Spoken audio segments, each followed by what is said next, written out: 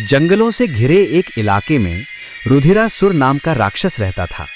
वो जन्म से ही शक्तिशाली था, लेकिन समय के साथ उसका घमंड इतना बढ़ गया कि उसे अपने अलावा कोई और ताकतवर दिखाई ही नहीं देता था। गांव वाले, साधु, देवता सब उससे डरते थे। जहां जाता वहां विनाश कर देता था। पेड़ उखाड़ देता, नदियों का रास्ता रोक देता, गांवों को तबाह कर देता। लोग उससे बचने के लिए जंगल छोड़कर दूसरे इलाकों में भागने लगे। धीरे धीरे उसका घमंड इतना बढ़ गया कि उसने देवताओं को भी नीचा समझना शुरू कर दिया। एक दिन उसने लोगों के सामने गर्जन किया कि इस धरती पर कोई ऐसा नहीं जो उससे ज्यादा शक्तिशाली हो। जो भी विरोध करता वो उसे वहीं खत्म कर देता। उसकी क्रूरता देखकर देवता भी परेशान हो गए और सोचने लगे कि अब इसे कौन रोकेगा। एक दिन रुधिरासुर ने सोचा कि यदि वो वास्तव में सबसे ताकतवर है तो उसे शंकर भगवान को भी चुनौती देनी चाहिए, तभी तो उसकी ताकत की असली परीक्षा होगी।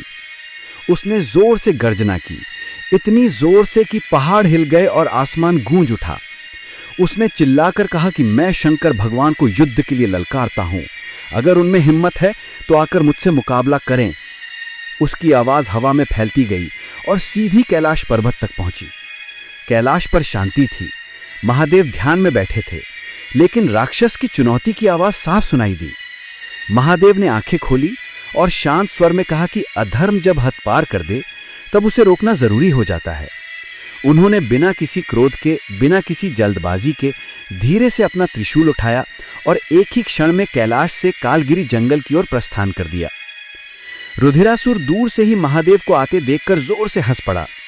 उसे लगा कि वो आसानी से महादेव को हरा देगा।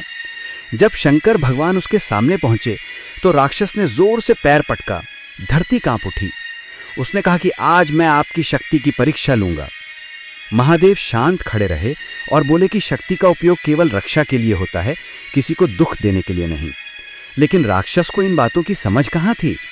उसने तुरंत आग का गोला बनाया और महादेव की तरफ फेंक दिया, लेकिन आग का गोला उनके पास आते ही खुद ब खुद शांत हो गया।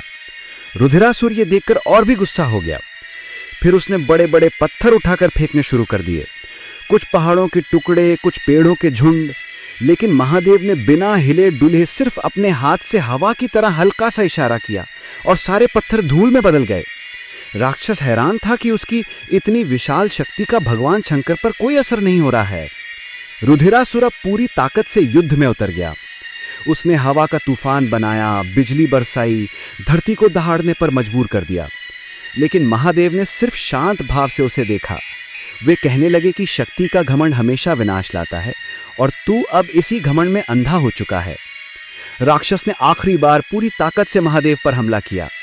इस बार उसने इतना जोर लगाया कि आसपास की जमीन फटने लगी, पेड़ टूटने लगे और पहाड़ हिलने लगे। लेकिन महादेव के पास आते ही उसकी सारी शक्ति खत्म हो गई। वो थककर वहीं रुक गया। अब महादेव ने धीरे से अपना त्रिशूल उठाया। त्रिशूल उठते ही आकाश में तेज प्रकाश फैल गया। पूरा जंगल चमक उठा।